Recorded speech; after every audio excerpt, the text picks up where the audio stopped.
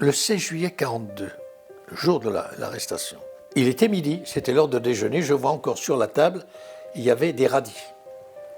Et c'est là que la police est arrivée. Des grands coups violents frappés dans la porte. Chez nous aussi, je les entends encore taper avec les poings sur la porte. On est derrière la porte, ma mère, mon frère et moi, et le bébé qui dort dans un berceau à quelques mètres de là, sidéré. Alors j'ai ouvert la porte, il y a eu un inspecteur en civil et derrière un flic habillé avec le képi. Police, Madame Westman, oui, on vient vous arrêter, vous avez un quart d'heure, préparez des valises, mettez les vêtements chauds, prenez un peu de nourriture. J'avais 9 ans, bon, je me lève, je cherche ma mère n'est pas dans l'appartement, parce que je dormais, moi, j'étais dans ma chambre, et ils ne sont pas rentrés dans la chambre. Et quand je suis revenu, la police s'était rendu compte qu'ils avaient oublié de passer chez nous. Entre-temps, ils ont arrêté mes parents et mon petit frère qui avait 11 ans. Et en bas, dans la rue, indescriptible, ce qu'on a vu, c'est indescriptible. Des valises éventrées, les policiers encadraient les femmes et les enfants, les mamans criaient. Mais où allons-nous? On est là, tous les 5, les gens nous regardent, parce on nous arrête. Pour les gens, on est quoi? On a commis quelque chose. La police n'arrête pas des gens sans qu'il y ait un crime, une raison. Alors on est monté dans le bus et je vois ma mère en train de pleurer. Et là, on nous a emmenés au Vélodrome d'hiver.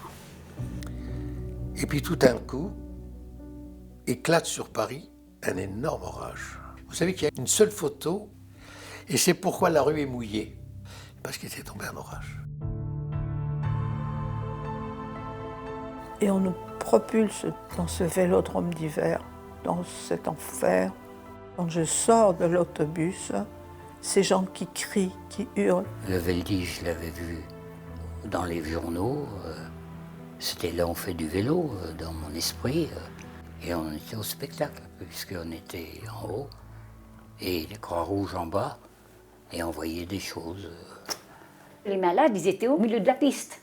C'était là qu'on mettait les malades. Ils ont vidé les hôpitaux, ils ont vidé les maternités.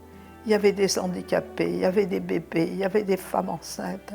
Ils nous disaient, on va vous envoyer travailler en Allemagne. On a vu arriver des fauteuils d'handicapés et puis des brancards.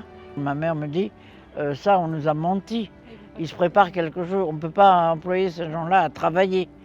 Ils se préparent quelque chose de très mauvais, il faut qu'on s'évade. Et je me suis évadée du Veldiv. Et tout ça, c'était gardé par qui? La police française. On ne pouvait même pas aller aux toilettes, c'était une odeur pestilentielle. C'était infernal, je ne comprenais pas ce qui arrivait. Il y avait une toilette, vous vous rendez compte, pour moi, quand j'y pense. C'est incroyable. Et alors, comment on faisait? Comme ça, voilà. C'est pas croyable, c'était... On voyait des gens qui... Je comprenais pas pourquoi ils se jetaient. Et je lui dis, maman, qu'est-ce que c'est? Qu'est-ce qui tombe de là-haut? Oh, elle dit, c'est rien, c'est des gens qui ont dû perdre du linge. C'était pas des gens qui perdaient du linge, c'était des gens qui se suicidaient.